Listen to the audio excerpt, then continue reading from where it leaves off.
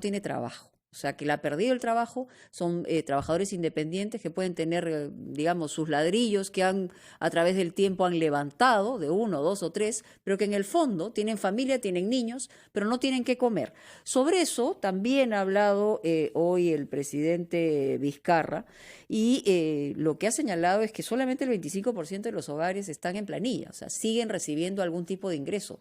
Hablamos del 75% que no está recibiendo. Para ellos, ha hecho anuncios el día de hoy, vamos a explicarlo, vamos también a analizarlo con Omar Mariluz. ¿Quién mejor? Omar, bienvenido. Mónica, ¿qué tal? Muy buenas tardes. Sí, el presidente de la República ha dado ya varios detalles sobre lo que ha denominado el bono universal, que es en realidad extender este apoyo que se estaba dando a las familias más vulnerables. En principio se empezó con las familias pobres, las pobres extremas, un puñado de trabajadores independientes, pero se ha cambiado el enfoque a buena hora, y el enfoque es el siguiente, ¿no? Claro. Se ha mapeado, y era más fácil mapear en realidad a aquellas personas que son trabajadores dependientes, trabajadores en planilla, trabajadores que siguen recibiendo su ingreso. Eso es muy fácil de mapear porque están las cifras de la planilla. Además les depositan en un banco, saben que están ahí, reciben sueldo, están formalizados, digamos, ¿no? Exactamente. Entonces, entendiendo eso, mapeados a las personas, a las familias que todavía reciben ingresos, que son 2.2 millones según la data que ha presentado el presidente de la República, se tiene identificado y esperamos, y esa es una de las grandes preguntas. ¿Ya se ha identificado esas familias? Bueno, el presidente dice que hay 6.8 millones de familias en el país que en este momento no están recibiendo ningún tipo de ingresos. Y a ese adicional, a esas 6.8 millones de familias, es que se tendría que habilitar, se tendría que dar este nuevo bono de 760 soles.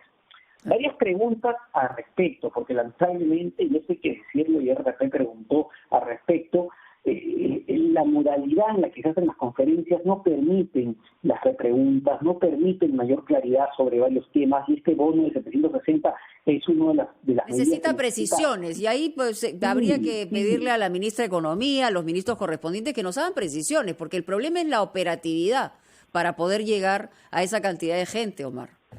No, y además, Mónica, a ver, hablamos ya de que el 26 de abril se van a cumplir 42, ¿verdad? 42, 43 días de estado de emergencia. Sí. En ese tiempo, en teoría, 4.5 millones de familias debieron haber recibido 760 soles. Ojo, 4.5 millones de familias. Claro. Hay un restante que ha identificado el presidente para llegar a 6.8 millones de familias. Estamos hablando de que se va a extender el estado de emergencia por 2 semanas más. Es decir, en ese periodo, ese restante va a recibir 760 más 380 adicionales, solamente va a recibir 380, va a recibir 760. ¿Qué va a pasar con los que ya recibieron en una primera etapa? Porque se les está ampliando la cuarentena por un periodo adicional de tiempo, van a volver a recibir 380 soles. Hay varias preguntas al respecto, porque claro, estamos hablando de que muchas familias en estado de alta vulnerabilidad van a pasar casi, ¿de cuánto estamos hablando? ¿De 2 meses? Dos casi meses. 2 meses, exacto, de 2 meses en Sin estado ingresos, de cuarentena. de un día Sin para ingresos. otro, además. Exactamente. Si hablamos de 2 meses, y en base a los cálculos que ha hecho el gobierno, no hablaríamos de solamente 760, tendríamos que hablar de 2 bonos de 760 soles, es decir, que el apoyo tendría que ser mucho mayor. Estas preguntas tendrían que ser contestadas por el gobierno. Es importante, sin embargo, que se haya decidido ampliar el número de beneficiados. Otro punto clave, pero que necesita Pero, muchas ¿me permites más un segundito, Omar? Porque el otro punto Sí. clave quisiera que lo desarrolles, pero luego de la pausa, porque se nos ha ido el tiempo, si me permites. Vamos a una pausa en RPP y regresamos. RPP, regresamos contigo, Omar Mariluz. Había que ampliar este comentario económico porque ha tomado gran parte también de la exposición del día de hoy el presidente Vizcarra en Palacio de Gobierno. ¿Cuáles son los otros ángulos a tener en cuenta? Bueno, hay digamos, 2 otros puntos importantes que ha mencionado el presidente, pero no de manera muy precisa en realidad, que tiene que ver con la reactivación de la economía. Y hay más o menos fecha clara para que algunas otras actividades importantes vayan entrando a empujar la rueda, ¿no?, del dinamismo económico. Ha dicho que el 4 de mayo, es decir, todavía una semana más. Vamos a pasar una semana como hemos venido hasta ahora, y a partir del 4 de mayo otras actividades que lo hemos estado mencionando se van a sumar a la rueda de la economía. El presidente mencionó el delivery, por ejemplo, de productos procesados. Ahí va a ser importante ver cuáles van a ser los protocolos sanitarios que se asuman y qué tipo de productos procesados, qué tipo de comercio, qué tipo de actividades de servicios van a poder optar por el delivery, y qué otras actividades claves para la economía también van a entrar en funcionamiento a partir del 4 de mayo, en lo que se va a entender como la primera fase de reactivación de lo que hemos podido conocer, y cómo se va a dar la implementación de esta reactivación más adelante. Todavía no hay detalles, entendemos que todavía hay una discusión muy importante al respecto, pero algunas luces ha dado el día de hoy el presidente de la República. Ahora, entiendo que, antes de eso, entiendo que el documento base, digamos, de esta discusión ha sido el que ha presentado el PRODUCE, ¿no?, donde hablaba de un procedimiento hasta fines de diciembre,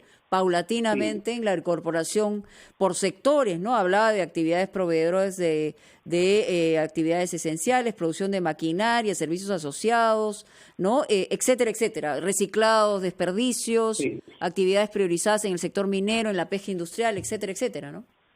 Sí, hablaba hasta de 4 etapas, ¿no? 4 fases, y se iban a ir sumando en la medida del tiempo estas actividades, primero las que son proveedoras de actividades esenciales, el sector construcción también en una siguiente etapa, y muy al final, pero muy al final, ya casi para fines del 2020, las actividades que tienen que ver con el entretenimiento, con los restaurantes, es decir, volver a esa normalidad, si la podemos llamar de alguna forma, y que si no sabemos si vamos a volver a ella, y que va a depender en realidad ¿quién va a llegar a ella? Haber o no, sí, una vacuna.